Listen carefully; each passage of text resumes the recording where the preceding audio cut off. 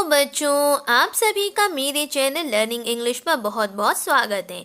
बच्चों, आज के वीडियो के अंतर्गत हम डिस्कस करने जा रहे हैं हमारे क्लास 12th की इंग्लिश बुक का लेसन नंबर 14। जी हाँ बच्चों, यहाँ स्क्रीन पर आपको ये लेसन नंबर 14 ओपन यहाँ पे दिख रहा होगा। बच्चों, हमारे लेसन का नाम है इंडिया विजन 2020। और बच्चों, ये जो स्टोरी है इसमें हमने किस विज़न के बारे में जानेंगे, ये जब हम चर्चा करेंगे तब हम जान पाएंगे। और बच्चों, इस स्टोरी को तैयार किया है एपीजे अब्दुल कलाम जी के द्वारा, और जिससे आप बहुत अच्छे से परिचित भी होंगे। और बच्चों, हमारी कहानी का ओवरऑल नाम है इंडिया विज़न 2020, और जिसका अर्थ होता है हिंदी में बच्चों, इंडिया मीन्स भारत और विज़न यानी होता है परिदृश्य।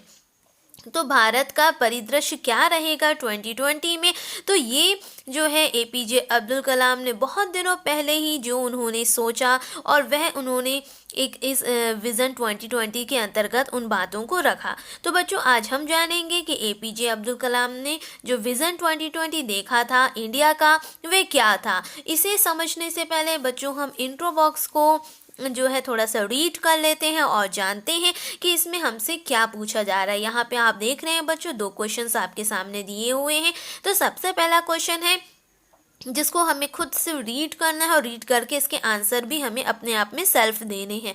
तो फर्स्ट क्वेश्चन है, what is the importance of planning. यानी कि जब हम प्लानिंग करते हैं, जब हम किसी चीज़ की योजना बनाते हैं, तो इस योजना का क्या महत्व होता है। What is the importance of planning, planning का क्या इम्पॉर्टेंस है। क्वेश्चन नंबर सेकंड है यहाँ पे, how can self confidence help the nation. यानी कि एक आत्मविश्वास कैसे मदद करता है एक राष्ट्र की, यानी कि राष्ट्र में हमारे सेल्फ कॉन्फिडेंस जो है किस प्रकार से जो है मदद कर सकता है। How can self confidence help the nation. तो ये दो क्वेश्चन हैं बच्चों, जैसे आपको सेम अपने आप से पूछना है और उसके बाद उसके आंसर भी देने हैं। अब बच्चों, हम शुरू करते हैं और देखते हैं कि एपीजे अब्दुल कलाम जी ने कौन सा ऐसा विज़न 2020 में देखा और जो उन्होंने इंडिया विज़न 2020 में रखा है। तो चलिए बच्चों, रीड करते हैं और समझते हैं कि इस कहानी में हमें क्या जानने को मिलता है। एक्चुअली में उनके द्वारा जो देखा विज़न था वो क्या हमें बताता है। तो चलिए बच्चों, देखते हैं। Can the country be geared up to action to realize the new vision for India's 2020? यहाँ पे एपीजे अब्दुल कलाम जी ने एक प्रश्न रखा है कि क्या देश को भारत 2020 के नए परिदृश्य को समझने के लिए सक्रिय बनाया जा सकता है। क्या हमारे भारत को बिल्कुल सक्रिय यानी कि एक्टिव टू वर्क बनाया जा सकता है। We believe it can। और उसके बाद वे कहते हैं कि हम पूरी तरीके से विश्वास करते हैं कि ऐसा किया जा सकता है। People may ask why we think that there will be action now when earlier there was a relatively slack period।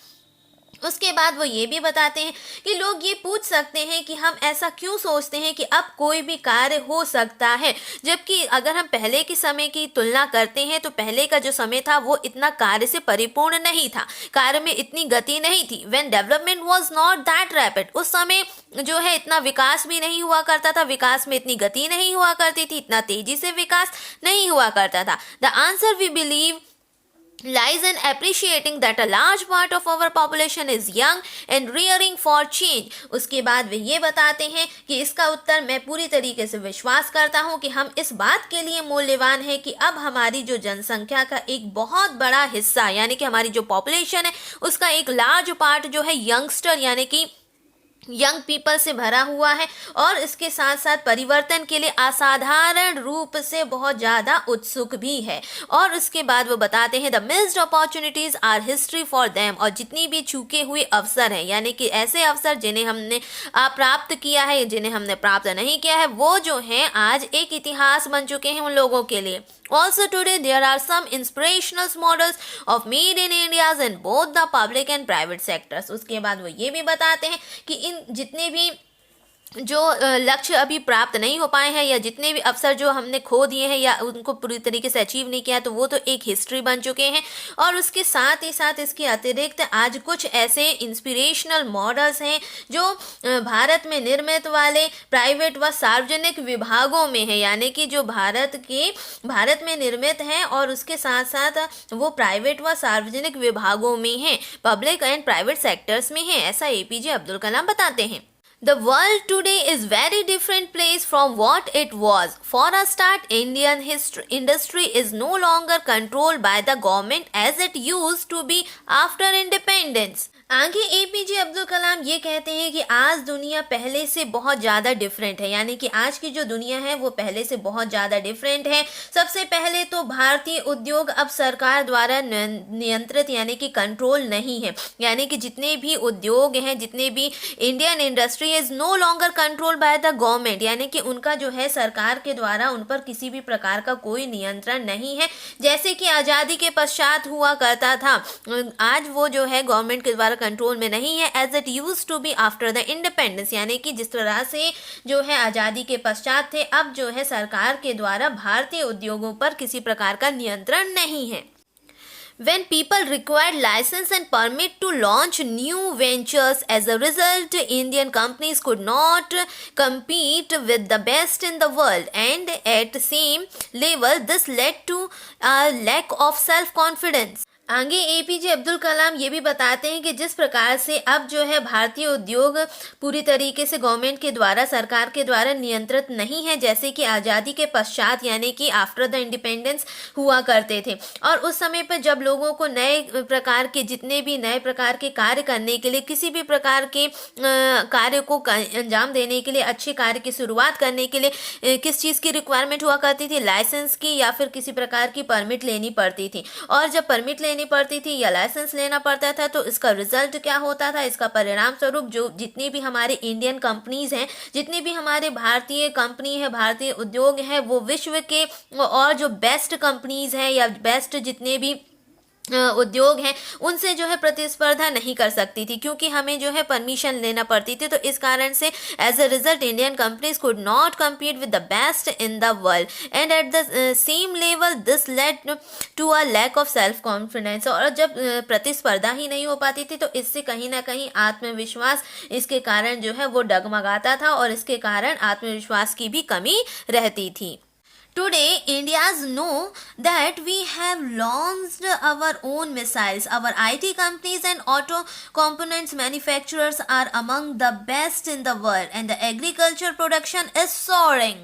आज के समय में जितने भी इंडियंस हैं, यानी कि जितने भी भारतीय हैं, वो बहुत अच्छे से जानते हैं कि हमने अपनी मिसाइल्स को छोड़ी है, यानी कि हमने अपनी मिसाइल्स छोड़ी हैं और हमारी जितनी भी आईटी कंपनीज हैं और ऑटो पार्ट्स के निर्माण जो है विश्व में बिल्कुल बेस्ट माने जाते हैं, यानी कि जितनी भी आईटी कंपनीज हैं और जो ऑटो कंपोनेंट्स हैं वो जो है हमारे विश्व के जो है सर्वोत्तम में से एक है, सर्वोत्तम ही है। और कृषि उत्पादन जो है पूरी तरीके से बढ़ रहा है, यानी कि जो एग्रीकल्चरल है प्रोडक्शन है वो भी जो है फल फूल रहा है, तेजी से रैपिडली बढ़ रहा है। Our pharmaceutical industries are capturing world markets and are set to invent new drugs. Indian professionals are being recognized for their achievements in all parts of the world. हमारी जितनी भी फार्मास्यूटिकल इंडस्ट्रीज हैं, यानी कि जितनी भी दवाइयों के निर्माण करने वाले जो उद्योग हैं, वो विश्व बाजार में यानी कि पूरे वर्ल्ड मार्केट पर जो है उनका जो है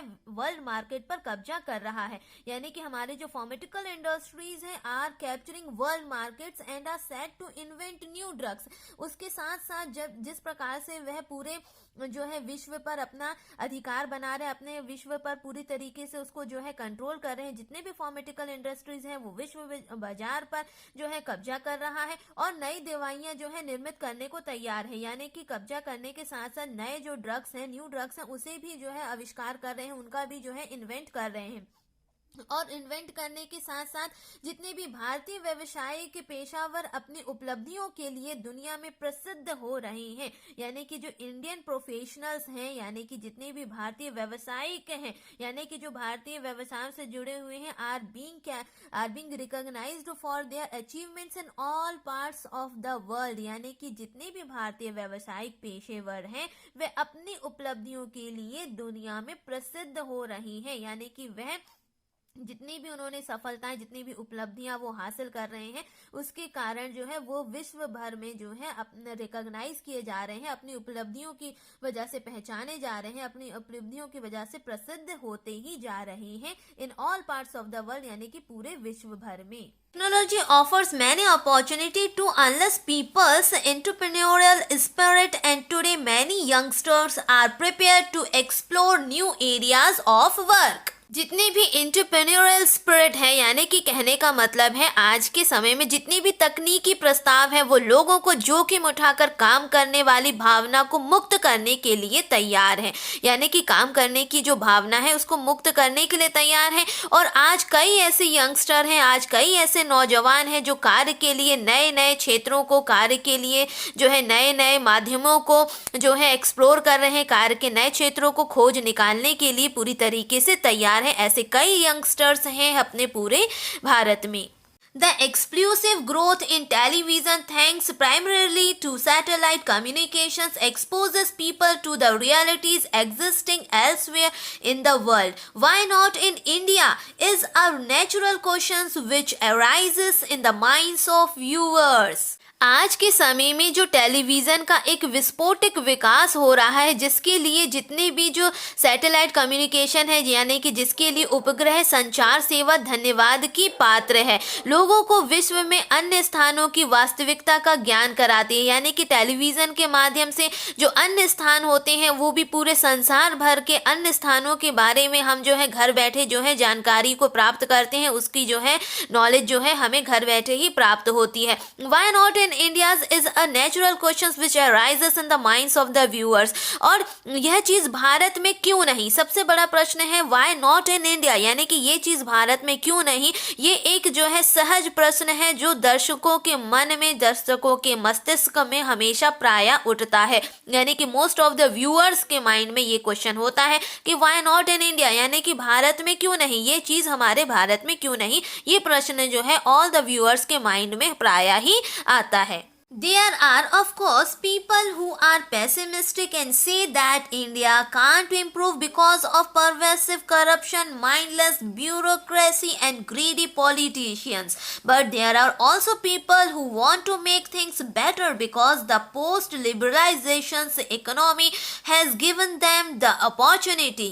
इसके बाद एपीजे अब्दुल कलाम कहते हैं कि हालांकि निश्चित रूप से जो लोग निराशावादी हैं, यानी कि जो पेसिमिस्टिव हैं, यानी कि ऐसे कई लोग हैं जो निराशावादी हैं, वे कहते हैं कि भारत की स्थिति में फैला हुआ, भारत की जितनी स्थिति है उसमें फैला हुआ करप्शन यानी कि भ्रष्टाचार, उसके बाद है माइंडलेस यानी कि विचारहीन, और उसके बाद है ब्यूरोक्रेसी यानी कि जितनी भी नौकरशाही है, और उसके साथ साथ ग्रीडी पॉलिटिशियन यानी कि जितने भी जो लालची राजनेता हैं उनके कारण कुछ भी सुधार नहीं हो सकता, यानी कि ऐसे लोगों से भरे हुए होने के कारण कुछ भी सुधार नहीं हो सकता।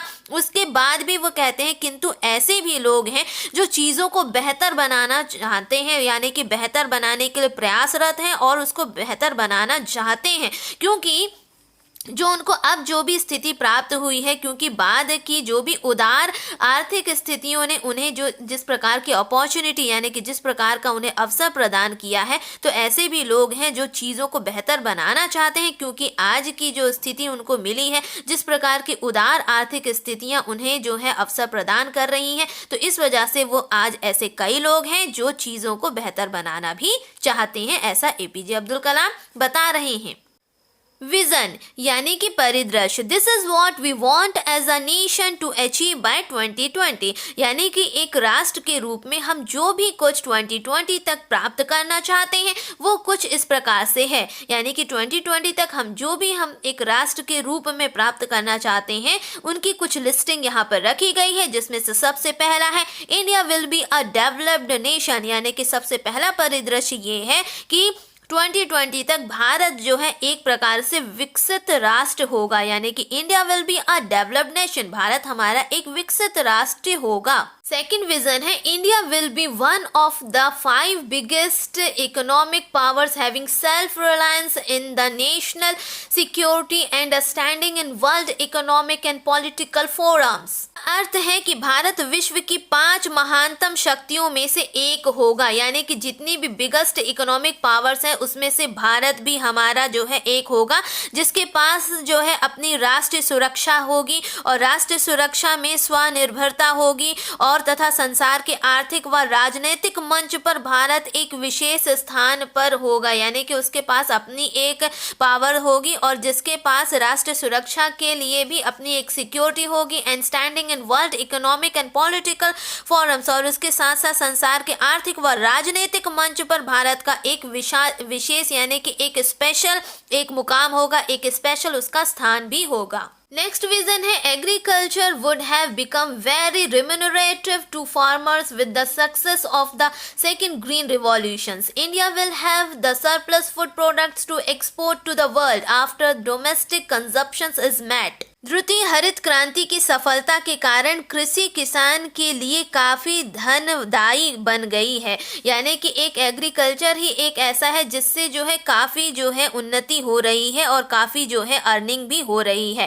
भारत के पास घरेलू आवश्यकताएं पूरी करने के बाद काफ़ी जो है फूड प्रोडक्शन यानी कि काफ़ी खाद्य उत्पादन दुनिया को निर्यात करने के लिए भी होगा, यानी कि अपनी जितनी भी रिक्वायरमेंट है, अपना जितना भी कंजप्शन है उसको पूरा कंप्लीट करने के बाद इतना सरप्लस मात्रा में फूड प्रोडक्शन होगा, इतना ज़्यादा खाद्य का उत्पादन होगा जिससे हम आउट ऑफ द इंडिया यानी कि अपने भारत के बाहर अन्य विश्व के अन्य क्षेत्रों पर भी उसे जो है पूरी तरीके से क्या कर पाएंगे, उसे निर्यात कर पाएंगे और इतना हमारे पास सरप्लस फूड यानी कि इतना हमारे पास एक्स्ट्रा खाद्य सामग्रियों का उत्पादन भी होगा जिससे हम बाहर भी निर्यात कर सकेंगे। नेक्स्ट विजन है Indian agro processing industries will be among the best in the world.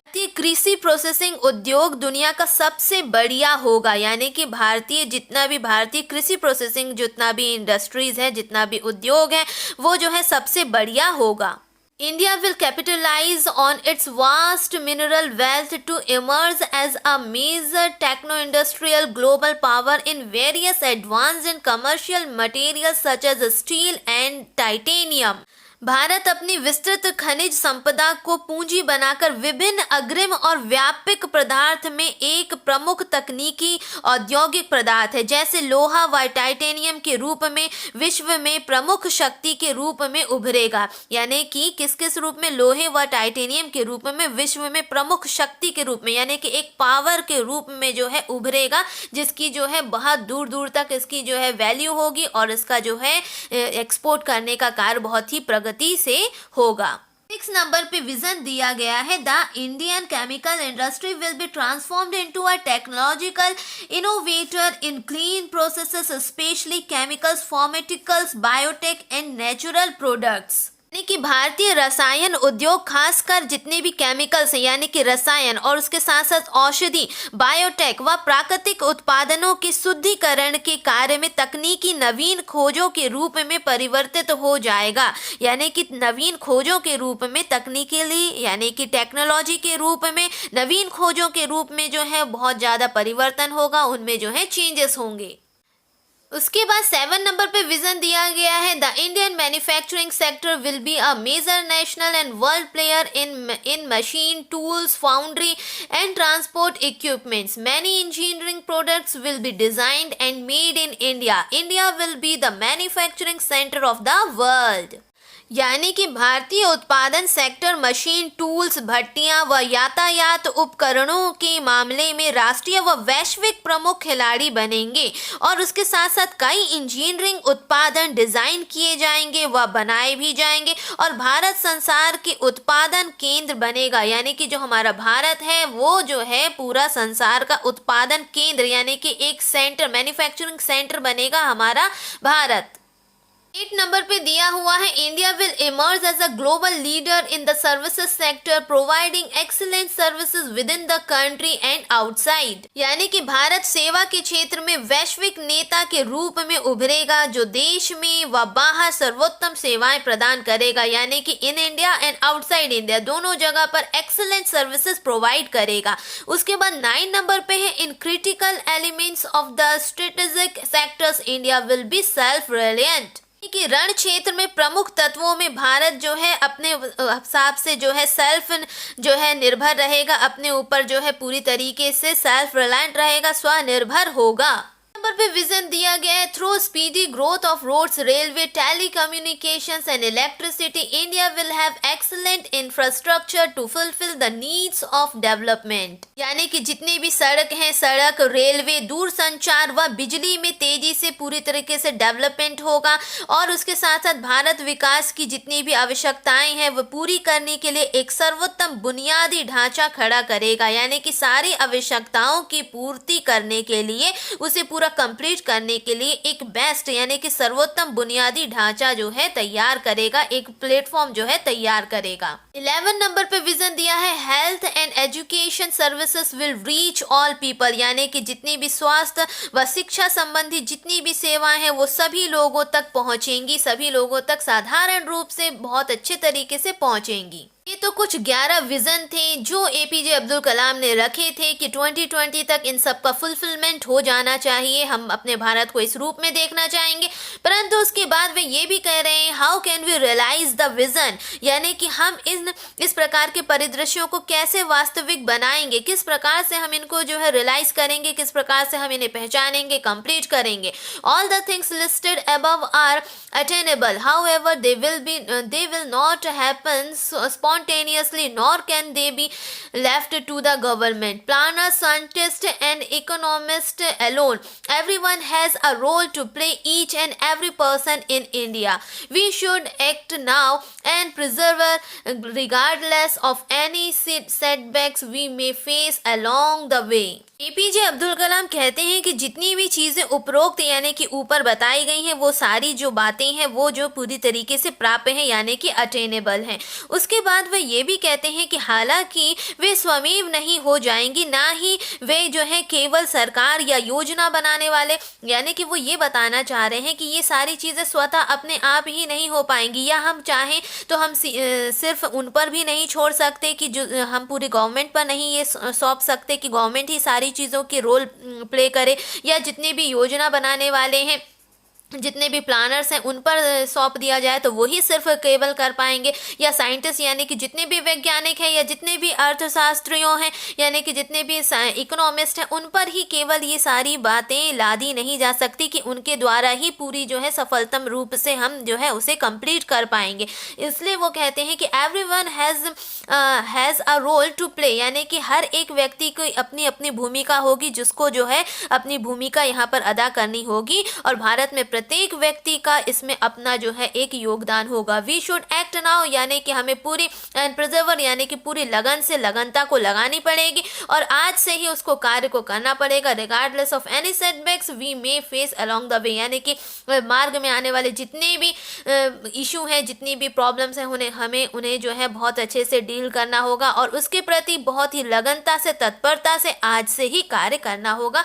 तब जो है हम विजन्स को पहचानने के साथ साथ उन्हें जो है पूरी तरीके से अचीव भी कर पाएंगे, क्योंकि वो सारे अटेनेबल हैं यानी कि प्राप्य हैं, ऐसा अब एपीजे अब्दुल कलाम जी हमें बता रहे हैं।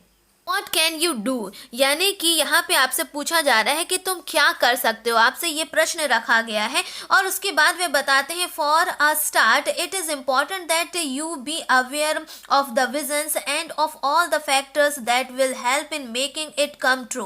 When you make your decisions about what you want to do with your life, what you want to study, what work you want to do, be aware of how all this can contribute to the vision। Kalam ji कहते हैं कि किसी भी चीज़ के प्रारंभ के लिए यानी कि उसे स्टार्ट करने के लिए ये बहुत ही ज़्यादा इम्पॉर्टेंट है कि तुम इस विज़न को, इस परिदृश्य व उन सभी तत्वों जो उससे सच्चाई में लाने में सहायक होंगे उन सब के प्रति जागरूक बनो। यानी कि हमें पूरी तरीके से अवेयर रहना है, तब जाके हमारा जो ये परिदृश्य जो हम देख पा रहे हैं वो हम समय रहते ही, समय पर ही जो है पूरी तरीके से उसको जो है अचीव कर पाएंगे। उसके लिए हमें जागरूक बनना होगा।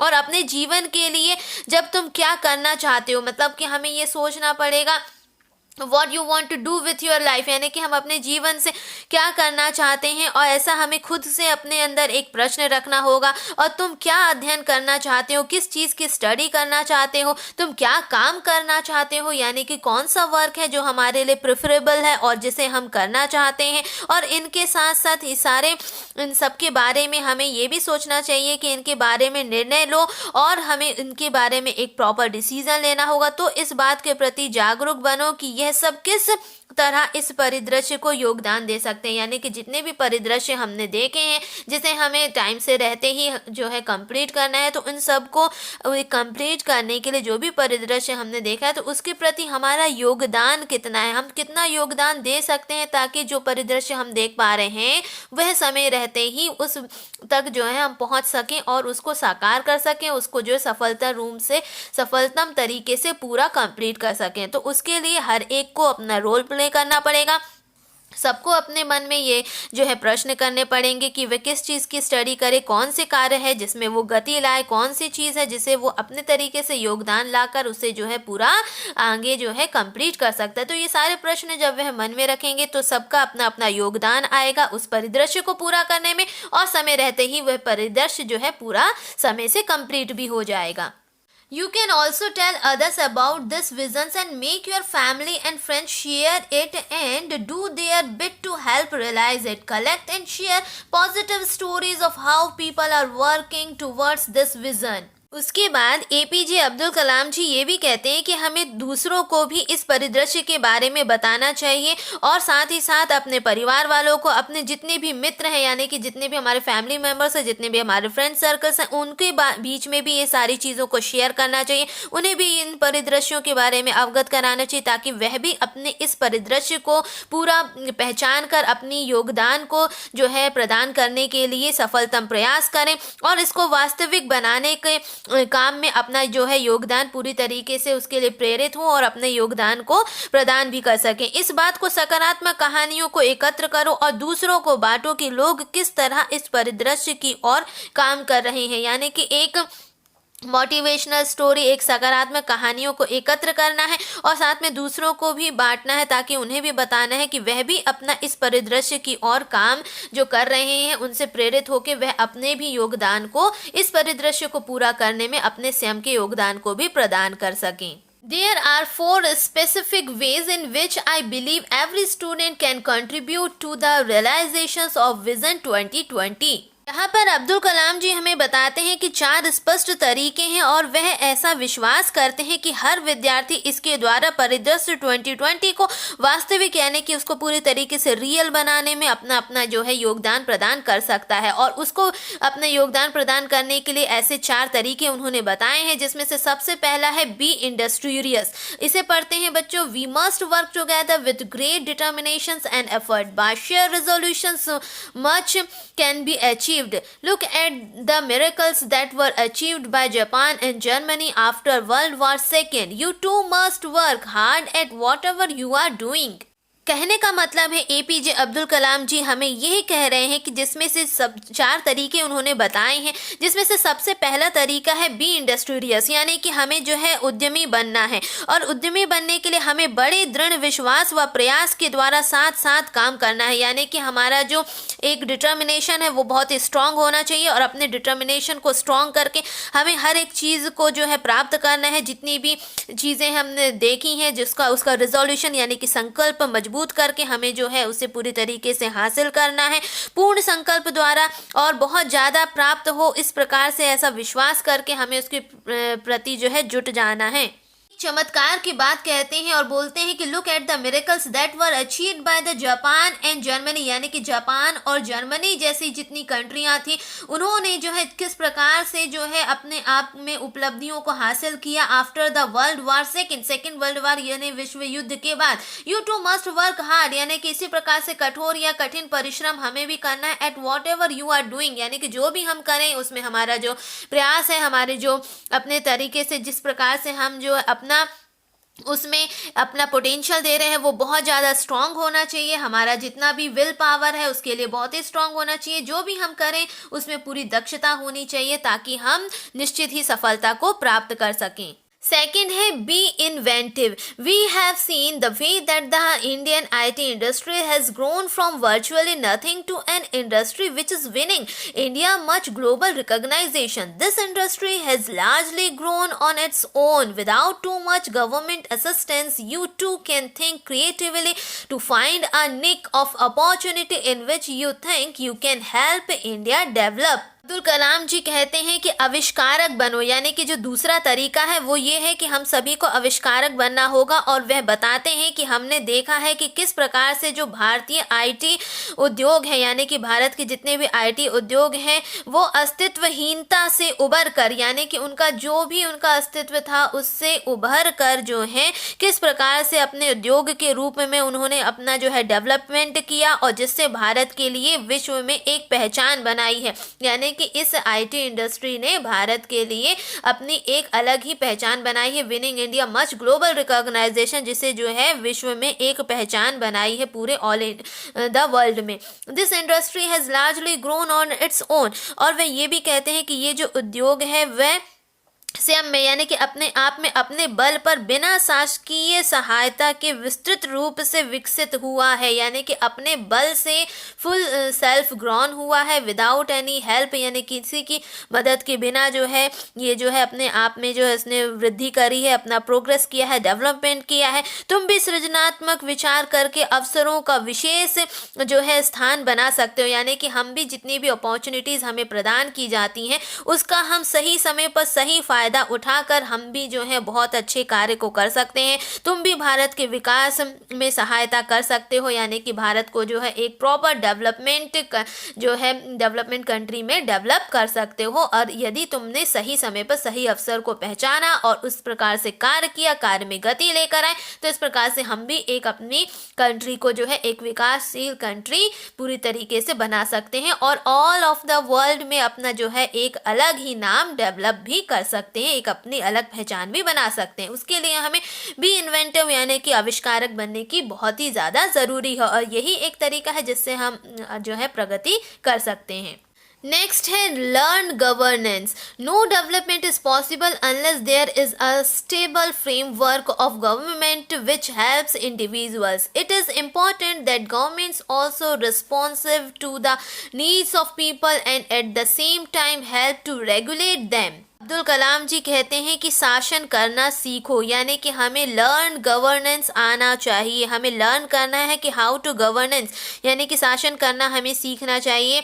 जब तक स्थिर सरकार का जो है ताना बाना नहीं हो कोई भी प्रगति संभव नहीं है, यानी कि जब तक स्थिर सरकार नहीं होगी तो किसी प्रकार की जो प्रगति है वो भी संभव नहीं है। ये महत्वपूर्ण है कि सरकारें लोगों की आवश्यकताओं के प्रति जो है जवाबदेह हो और वह उनका नियमन भी कर सके, यानी कि वो उसका पूरे तरीके से नियमन यानी कि जो भी नीड्स है उसकी पूर्ति भी कर सके, उनको रेगुलेट भी कर सके। You can practice this at your school. By participating in student government, you can help formulate policies for students and organize events. Learn to facilitate without attempting to control. This is all good practice. If someday you too decide to be part of the governance of India, even if you do not, it is always good practice for whatever work you do in life and for learning how to work with people.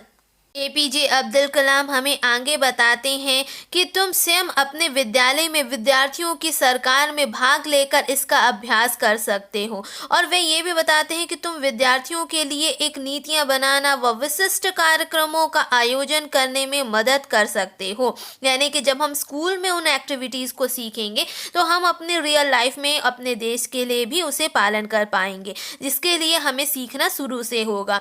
नियंत्रण करने की कोशिश किए बिना सुविधाएं बनाना सीखिए, यानी कि नियंत्रण करने की कोशिश किए बिना ही हमें जो है जितनी भी सुविधाएं हैं, जितनी फैसिलिटीज़ है उसको बनाना सीखना होगा। ये सभी बहुत अच्छे अभ्यास हैं, ये बहुत अच्छी प्रैक्टिस है। यदि तुम भी किसी दिन भारत के शासन में भाग लेने का निर्णय लो, यानी कि भारत में जब हमें कभी ऐसा अपॉर्चुनिटी मिल जाए जब हम भारत में किसी प्रकार के भारत में शासन के में भाग लेने के लिए अपने आप को जो है निर्णय ले पाएँ, यदि ना भी कर सकें, यदि ना भी हो पाए तो भी जो है तो यह अपने जीवन में कुछ भी करने के लिए और लोगों के साथ काम करना सीखने के लिए एक अच्छा अभ्यास है। यानी कि अगर हमने कुछ ना भी अचीव किया, अगर हमें शासन करना पूरी तरीके से एक नहीं भी आ पाया या हमने नहीं भी सीखा, तब भी एक जो भी हमें अभ्यास प्राप्त होगा, यानी कि जो भी उसका एक एक्सपीरियंस होगा वो इतना तो ज़रूर हो जाएगा, जिस कारण हम लोगों के साथ काम करने के सीखने के लिए एक अच्छा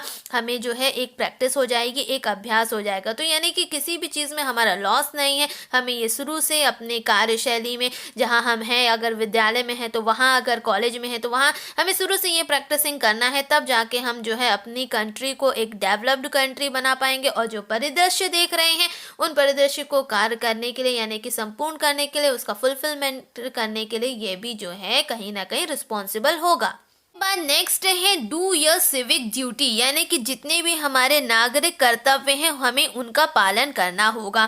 participate enthusiastically and creatively is in civic programmes in your school and neighbourhood, whether it is cleaning up a local park, planting trees, helping underprivileged childrens or even keeping our school campus clean. यानी कि हमें अपनी civic duties को तो करना होगा। वह कहते हैं, एपीजे अब्दुल कलाम हमें बताते हैं कि अपने विद्यालय में व आस पड़ोस में, यानी कि हमारे विद्यालय में साथ साथ जितने भी हमारा आस पड़ोस का है वहाँ के नागरिकों के कार्यक्रम में हमें जो है उत्साह से व बहुत ही अपनी इच्छा से जो है उसमें भाग लेना चाहिए, क्योंकि जब हम उसमें भाग लेंगे तो हमें वहाँ से एक मोटिवेशन होगा कि किस प्रकार से हमें कार्य को करना है, और हम अपने कार्य की शैली को भी पहचानेंगे। चाहे वह स्थानीय पार्क की सफाई हो, यानी कि किसी लोकल पार्क की सफाई हो, या उसके साथ साथ या तो किसी प्रकार का पौधारोपण हो, या निम्न वर्ग के बालकों की सहायता हो, यानी कि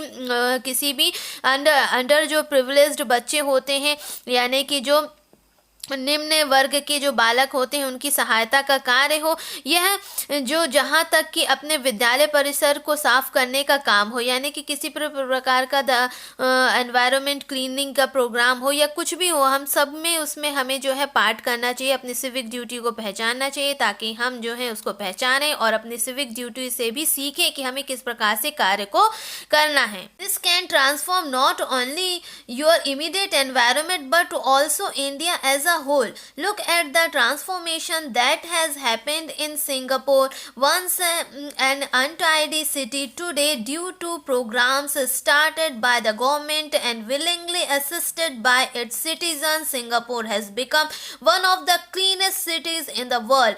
If each student worked towards the cleaning of their own neighborhood, the polluted urban centers of India could become clean and beautiful. जी अब्दुल कलाम हमें बताते हैं कि यदि हमने अपने अपने सिविक ड्यूटी को किया और उसे पहचाना, तो वो कहते हैं कि ये केवल तुम्हारे आसपास के पर्यावरण का नहीं बल्कि संपूर्ण भारत का कायाकल्प कर देगा। उसके बाद वे बताते हैं कि सिंगापुर के कायाकल्प को देखो, यानी कि सिंगापुर में जो भी हुआ उसको आप देखेंगे। एक समय में वह जो है पूरा एक गंदा शहर जाना चाहता था, लेकिन आज के समय में क्या देखा जाता है, जब शासन के द्वारा शुरू किए गए कार्यक्रम, जितने भी शासन के द्वारा जो है डिफरेंट प्रोग्राम्स जो है उनको ऑपरेट किया गया, तथा जितने भी सिटीजन्स थे यानी कि वहाँ के जितने भी सिटीजन्स थे उन्होंने अपनी खुद की इच्छा से उसमें जब सहायता प्रदान करी, तो इसके कारण आज जो है सिंगापुर विश्व का सबसे साफ सुथरा जो है एक शहर बन चुका है, यानी कि cleanest cities in the world के नाम से जाना जाता है।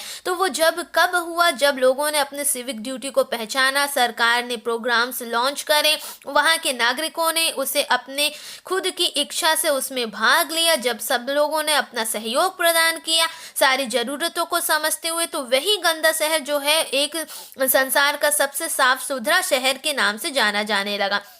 तो ये सबके सहयोग से हुआ। यदि प्रत्येक विद्यार्थी अपने आस पड़ोस की जो है साफ सफाई के लिए काम करे, उसकी जो है अपने नेबरहुड या अपने आसपास के जितने भी क्षेत्र हैं, चाहे वो स्कूल हो या जहाँ भी वो रह रहा है, अगर वहाँ की साफ सफाई के लिए वे काम करें, तो भारत के प्रदूषित शहरी क्षेत्र साफ व सुंदर हो सकते हैं। यानी कि हमारे जितने भी क्षेत्र हैं भारत के अंदर आने वाले, वो जो है बहुत ही सुंदर और बहुत ही साफ सुथरे हो सकते हैं। 10 पॉइंट ऑथ, यानी कि यहाँ पे जो है 10 जो है सूत्री शपथ दी गई है, यानी कि जो हर एक नागरिक को जो है अपने मन में लेनी है और अब उसको जो है पालन भी करना है। सिर्फ लेना ही नहीं है, उस शपथ को लेने के साथ साथ उसका जो है पूरा हमें पालन भी करना है। तो देखते हैं वो कौन कौन से ऐसे 10 पॉइंट्स हैं जो अंडर द ऑथ आए हुए हैं, जो एक शपथ के अंतर्गत आए हुए हैं, जो हम सबको ग्रहण करना है। तो सबसे पहला यहाँ पे हम देखते हैं, बहुत सारे पॉइंट्स हैं, तो यहाँ पे पहले बताया गया है, this is an oath that I believe every child in our country should live up to. Read it carefully. If you can make it a point to do these 10 things, then you will have started to do your bit to realize the vision of India 2020. यहाँ पे APJ Abdul Kalam हमें बता रहे हैं कि यह एक शपथ है जिस पर हमारे देश के हर बालक को अपने जीवन का आधार बनाना चाहिए। यानी कि ये ऐसी कुछ शपथ यहाँ पे रख रहे हैं और कह रहे हैं कि हमारे देश के हर एक सदस्य को, हर एक बालक को अपने जीवन का जो है इसको जो है बेस बनाना चाहिए, आधार बनाना चाहिए। यदि तुमने इन 10 चीज़ों को करने का प्रयास किया, और वे ये भी कहते हैं कि इनको पहले तो आप ध्यान से पढ़िए, और यदि आप इसे जो है सावधानी पूर्वक इनको जब करते हैं 10 चीज़ों को करने का पूरा प्रयास यदि आप कर पाएंगे, और अगर इनको प्रयास किया गया है आपके द्वारा, तो ये जान लो कि तुमने परिदृश्य 2020 को अपना योगदान करना प्रारंभ कर दिया है और आप उसको पूरा करने में लगे हुए हैं। यानी कि जो परिदृश्य आपने देखा है उसे पूरा करने में लगे हुए हैं, उसके लिए आपको इन सब का पालन करना पड़ेगा। तो सबसे पहले यहाँ पे उन्होंने पॉइंट्स दिया है, I will pursue my education or the work with dedication and I will excel in it. यानी कि वे कहते हैं कि मैं अपने शिक्षा या कार्य को समर्पण की भावना से जो है करूँगा और उसमें जो है पूरी तरीके से उन्नति, पूरी तरीके से उसमें जो है अपना बेस्ट प्राप्त करूँगा। यानी कि कार्य करना भी है लेकिन उसमें अपना बेस्ट को प्राप्त भी करना है।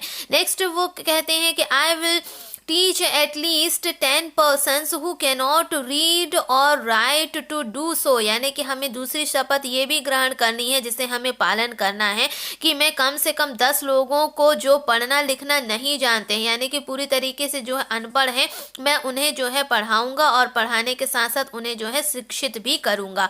नेक्स्ट है, I will plant at least 10 saplings and ensure their growth through constant care. यानी कि वह ये कहते हैं कि मैं कम से कम जो है 10 पौधे रोपूंगा, 10 पौधों को मैं जो है लगाऊंगा और उनके बड़े होने तक उनका निरंतर देखभाल भी करूंगा। क्योंकि क्या होता है, हम पौधे तो लगाते हैं परंतु हम उसकी कांस्टेंट केयर नहीं करते। लेकिन यहाँ पे उन्होंने ये शपथ लेने के लिए कहा है कि पौधे को लगाने के साथ साथ उसकी कांस्टेंट केयर भी हमें करनी है। नेक्स्ट पॉइंट है, I will visit rural and urban areas and work hard to permanently wean away at least to 5 persons from addictions and gambling। यानी कि वह ये भी बताते हैं कि मैं ग्रामीण व शहरी क्षेत्रों में जाकर वहां पर विजिट करके कम से कम 5 लोगों को हमेशा के लिए जो ये सट्टा या किसी प्रकार की जुए की जो एडिक्शन यानी कि जो गलत हैबिट रहती है, मैं उससे जो है मुक्त करवाऊंगा। ऐसी भी शपथ हमें लेना है। के बाद 5 नंबर पे, I will constantly endeavour to remove the pain of my suffering brethren. कि मैं अपने कष्ट पाते भाइयों के दर्द मुक्ति के लिए निरंतर कार्य करूंगा। यानी कि यदि कोई मेरे भाई बहन जो सफ़र कर रहे हैं किसी समस्या से, तो मैं उनको इस समस्या से छुटकारा दिलाने के लिए जो है उनके लिए हेल्प करूंगा। नेक्स्ट है I will not support any religious caste and language differentiation. यानी कि वह ये कहते हैं कि मैं किसी भी धर्म, जाति या लैंग्वेज यानी कि भाषागत भेदभाव का समर्थन नहीं करूंगा। इस पर मेरे द्वारा जो है किसी भी प्रकार का फोकस नहीं किया जाएगा। नेक्स्ट है I will be honest and set an example for others to follow. यानी कि मैं खुद तो ईमानदार बनूंगा व दूसरों के द्वारा अनुसरण किए जाने वाले उदाहरण बनूंगा कि लोग जो है मुझे देखकर मेरी क्वालिटीज़ को फॉलो करने का प्रयास करें। ऐसी क्वालिटी अपने सेल्फ में भी डेवलप करूंगा। नेक्स्ट है I will work towards becoming an enlightened citizen and make my family righteous. I will respect all women and support women's education. यानी कि वह कहते हैं कि मैं एक जो है प्रबुद्ध नागरिक बनने की दिशा में कार्य करूंगा और अपने परिवार को नेक बनाऊंगा। मैं जो हूँ सभी जितनी भी लेडीज़ हैं, जितनी भी वुमेन्स हैं, सभी स्त्रियों का आदर करूंगा व स्त्री शिक्षा में भी समर्थन प्रदान करूंगा। यानी कि वुमेन्स एजुकेशन पर भी फोकस करूंगा। नेक्स्ट है I will always be a friend of the mentally and physically challenged and I will work hard to make them feel like the rest of us. यानी कि वो नेक्स्ट बताते हैं कि मैं सभी मानसिक व शारीरिक रूप से अक्षम लोगों को, यानी कि जो पूरी तरीके से जो है सक्षम नहीं है, असक्षम लोगों को जो है मैं पूरी तरीके से मित्र बनूंगा और उनको हमारे जैसा ही अनुभव कराने का प्रयास करूंगा कि मैं उन्हें भी अपने जैसे बनाऊं। यानी कि उन्हें कभी भी इन्फीरियरिटी कॉम्प्लेक्स नहीं फील करवाना है, उनके साथ जो है एक समानता का भाव रखना है। नेक्स्ट वे कहते हैं 10 नंबर में जो हमें एक ऑट के रूप में स्वीकार करनी है और प्राप्त करनी है। I will proudly celebrate the success of my country and my people. यानी कि वे कहते हैं कि हमें ऐसी प्रतिज्ञा लेनी है, हमें ऐसा शपथ लेना है कि मैं अपने देश व लोगों की सफलता का गौरवपूर्ण उत्सव मनाऊंगा। यानी कि हमें जो है सेलिब्रेट करना है अपनी सफलता का जो है हमें उत्सव जो है मनाना है, उसे जो है सेलिब्रेट करना है बहुत ही proudly celebrate the success of my country. अपने देश की सफलता और जो लोगों की सफलता को जो है हमें शेयर करना है, उसे सेलिब्रेट भी करना है। और ऐसे ये पूरे 10 उन्होंने जो है कुछ अंडर द ऑथ यानी कि शपथ के रूप में कुछ पॉइंट्स रखे गए हैं, जो उन्होंने ऐसी इच्छा जताई है और विश्वास जताया है कि ये सब को जो है अपने अंदर ग्रहण करना है, स्वीकार करना है और उनको फॉलो भी करना है। The youth of India should have an indomitable spirit. This means two things. Firstly, you should have an aim and work for it. And secondly, if you encounter some problems while doing so, do not allow them to become your master. Become master of the problems, defeat them and succeed. One of our nation's greatest assets in the young people and the initiated minds of the young are the greatest resource on earth, under earth and above earth. When an initiated mind work with an indomitable spirit, a prosperous, happy and safe India is assured. By APJ Abdul Kalam. के बाद अब्दुल कलाम जी कहते हैं कि भारत के जितने भी नौजवान हैं उनके पास जो है एक अटूट जोश होना चाहिए। और वे बताते हैं कि इसका मतलब है कि 2 चीज़ें ऐसी होनी चाहिए, जिसमें से सबसे पहला कि तुम्हारे पास कोई भी कार्य को करने का, उसके लिए तुम्हारे पास अपने मन में एक लक्ष्य होना चाहिए और करने की लगन होना चाहिए और तुम्हें जो है उसे करना होगा। जब ये दोनों चीज़ें होंगी तब आप उसे कार्य को करोगे। और उसके बाद वह दूसरा बताते हैं, सेकेंडली वह ये भी बोलते हैं कि यदि इस कार्य को करने में तुम्हें किसी प्रकार की समस्या का एनकाउंटर हो, यानी कि किसी प्रकार की समस्या को तुम जो है सामने पाते हो, तो समस्या क्यों आने दो, पर तुम्हें जो है उस समस्या का मालिक बनना है। वो समस्या तुम्हारी मालिक ना बन जाए, यानी कि तुम पर हावी ना हो जाए। तुम्हें जो है समस्याओं को हर हाल में हराना है, तुम्हें समस्याओं का मालिक बनना है और उन समस्याओं को हराना है और सफलता को जो है प्राप्त करना है। ऐसा ना हो कि समस्या सामने आई तो वह समस्या तुम पर हावी हो गई और जो है तुम हार कर पीछे हट गए। तुम्हें निरंतर आगे बढ़ना है, समस्याओं को हराना है और हराकर फिर सफलता को भी प्राप्त करना है।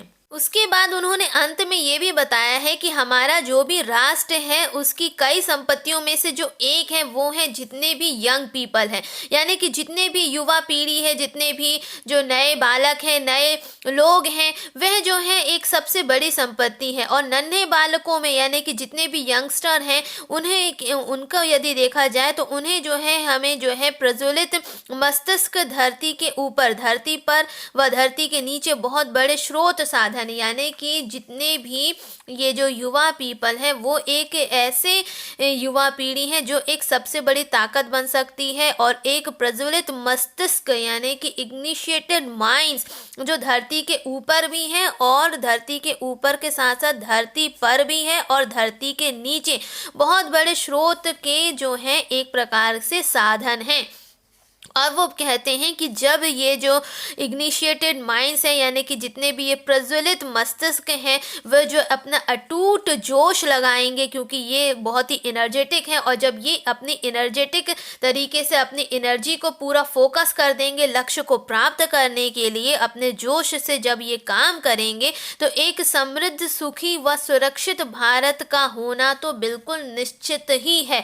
यानी कि एक प्रॉस्परस, हैप्पी एंड एक सेफ इंडिया जो है हम प्राप्त कर पाएंगे इन्हीं इग्निशिएटेड माइंड को लगाकर और इन्हीं यंगस्टर्स की एनर्जी को लगाकर। ऐसा एपीजे अब्दुल कलाम ने अंत में हमें इस पाठ के अंतर्गत, जिसका नाम था इंडियाज विजन 2020 में, उन्होंने इन सारी बातों को हमें समझाया है।